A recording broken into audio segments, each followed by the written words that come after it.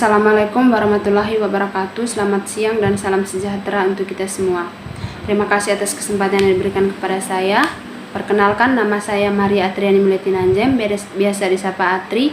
Saya dari Prodi Manajemen semester 2 pagi, kelas 2A. Pada kesempatan ini saya akan menjelaskan materi teori hierarki kebutuhan Maslow.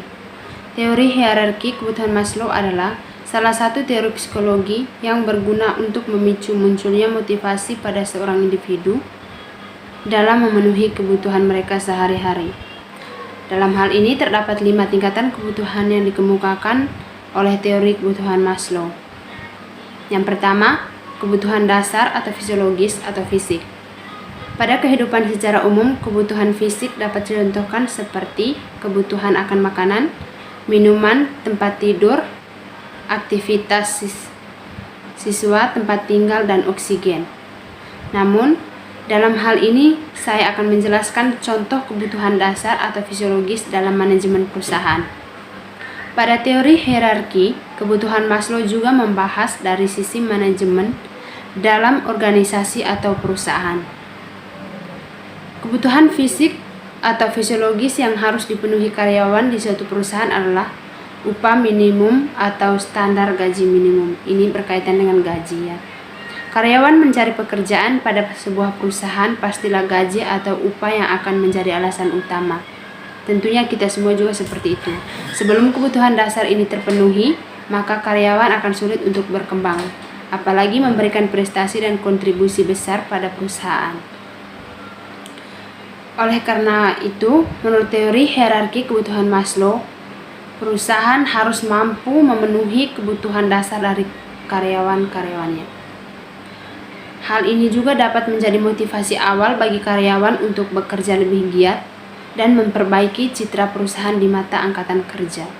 Begitupun sebaliknya dengan kita. Ketika kita bekerja dalam sebuah perusahaan, tentunya atau ketika kita ingin memulai untuk bekerja dalam sebuah perusahaan, tentu yang dipandang pertama adalah bagaimana dengan gaji. Apakah gajinya sesuai dengan apa yang akan kita kerjakan. Yang kedua, rasa aman. Kebutuhan rasa aman yang dirasakan pada umumnya seperti kestabilan hidup, kesehatan fisik, adanya tempat bergantung, adanya perlindungan, serta merasakan kebebasan dan aman dari macam-macam ancaman pembunuhan seperti bencana alam, wabah penyakit, dan lain-lain. Contohnya pada aplikasi manajemen perusahaan adalah dari teori hierarki kebutuhan Maslow yang kedua ini juga berkaitan dengan rasa aman. Rasa aman bagi karyawan seperti lingkungan kerja yang aman, bersih, dan jauh lagi terdapat jaminan pasca pensiun sehingga merasa aman secara finansial. Karena pada dasarnya karyawan akan bertahan pada suatu perusahaan lebih lama atau bahkan hingga masa pensiunnya apabila kebutuhan rasa amannya terpenuhi. Karyawan yang merasa aman secara lingkungan ditambah dengan adanya perencanaan setelah pensiun cenderung akan bertahan lama dan loyal pada perusahaan. Yang ketiga itu sosial dan kasih sayang. Dalam sudut pandang umum, kebutuhan yang perlu dipenuhi adalah kebutuhan dasar fisiologis, rasa aman, dan kebutuhan antara interaksi sosial dan kasih sayang. Pada kebutuhan ini manusia sebagai makhluk sosial akan cenderung membutuhkan orang lain. Aplikasi pada manajemen perusahaan adalah karyawan pada perusahaan sejatinya juga memerlukan kebutuhan interaksi sosial dan kasih sayang. Pada teori kebutuhan Maslow pada kasus ini menyatakan bahwa karyawan memenuhi kebutuhan ini dengan menjalin persahabatan dengan rekan kerja satu tim dan interaksi antara atasan dan bawahan. Adanya hubungan dan komunikasi yang baik dalam perusahaan akan membuat perusahaan lebih mudah bersinergi demi mencapai tujuannya. Yang keempat itu kebutuhan akan penghargaan secara umum.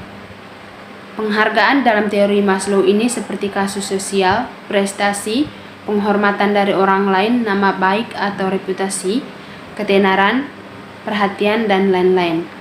Namun, pada manajemen perusahaannya, Kondisi karyawan pada pemenuhan kebutuhan penghargaan ini adalah terkait dengan jabatan yang lebih tinggi.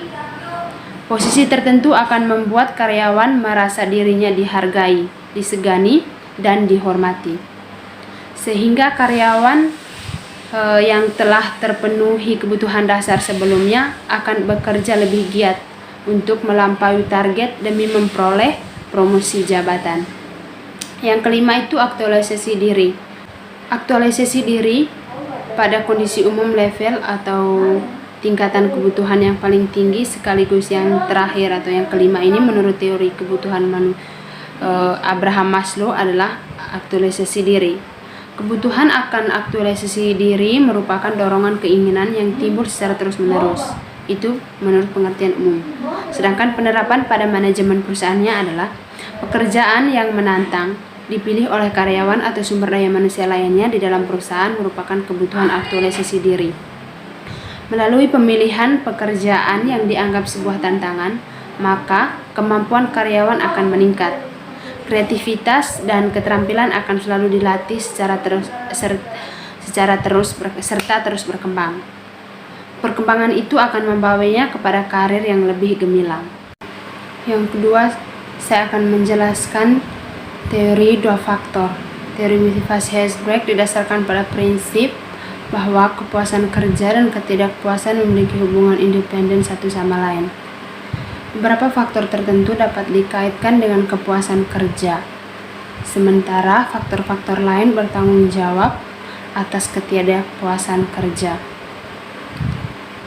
Faktor-faktor pekerjaan ini diklasifikasikan oleh Herzberg ke dalam dua kategori besar, faktor kebersihan dan faktor motivasi. Yang pertama itu faktor kepuasan itu mengenai motivasi. Faktor-faktor motivasi adalah yang berhubungan dengan metrik kepuasan dan merupakan faktor-faktor yang secara positif bertindak untuk dan memastikan kepuasan atau motivasi selama rentang waktu tertentu. Faktor-faktor ini tidak berurusan dengan metrik ketidakpuasan. Faktor-faktor motivasi adalah faktor-faktor yang memungkinkan peningkatan kinerja kerja karyawan. Faktor-faktor ini lebih bersifat intrinsik, sedangkan faktor kebersihan kurang lebih bersifat ekstrinsik. Dia menetapkan 6 faktor penting sebagai faktor motivasi dan dalam urutan kepentingan mereka adalah yang pertama itu prestasi, yang kedua pengakuan, yang ketiga sifat pekerjaan, yang keempat tanggung jawab, yang kelima kemajuan dan pertumbuhan. Seorang karyawan, jika ia dikenali oleh katakanlah karyawan tahun ini atas kerja keras yang telah ia lakukan, maka karyawan itu sendiri akan merasa puas dan akan termotivasi. Lembaga penghargaan semacam itu setiap tahun akan membuat karyawan lain berjuang untuk itu dan akan memotivasi mereka juga.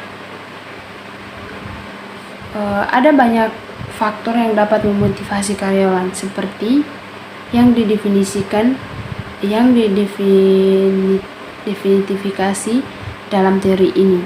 Faktor-faktor yang biasanya diamati yang secara positif mempengaruhi kepuasan yang disebut motivator meliputi sifat kerja, pengakuan terhadap pencapaian seseorang,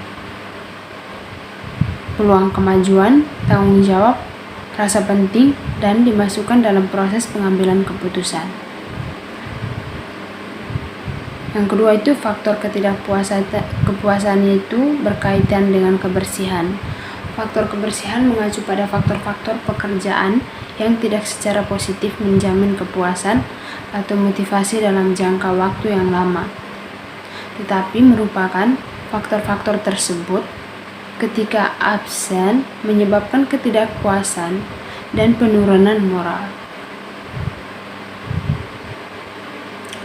Faktor-faktor ini bukan aktor positif yang memungkinkan peningkatan motivasi, tetapi merupakan alasan positif mengapa karyawan tidak puas dengan pekerjaannya. Faktor-faktor ini juga dikenal sebagai faktor ketidakpuasan atau pemeliharaan karena fakta bahwa ia berurusan dengan metrik ketidakpuasan. Dia meletakkan 6 faktor kebersihan penting dalam hal pentingnya sebagai kebijakan perusahaan, pengawasan, hubungan dengan bos, kondisi kerja, gaji, dan hubungan dengan teman sebaya. Misalnya ini, jika bisnis memiliki kebijakan perusahaan yang sangat kaku dan tidak mengakomodasi, itu berarti ketidakpuasan. Sedangkan kebijakan perusahaan yang cukup fleksibel untuk memberikan ruang bernapas tidak menimbulkan ketidakpuasan. Demikian pula kondisi kerja yang aman, berarti tidak ada ketidakpuasan, dan berbahaya dan tidak aman, berarti ketidakpuasan. Tampaknya ada lebih banyak alasan yang menyebabkan ketidakpuasan daripada kepuasan. Faktor-faktor yang umum diamati yang menyebabkan ketidakpuasan sesuai teori dan disebut higienis termasuk kebijakan perusahaan yang tidak adil, hubungan dengan penyedia manajemen mikro, kompensasi, kondisi kerja, rekan set, keamanan pekerjaan, status, dan lainnya.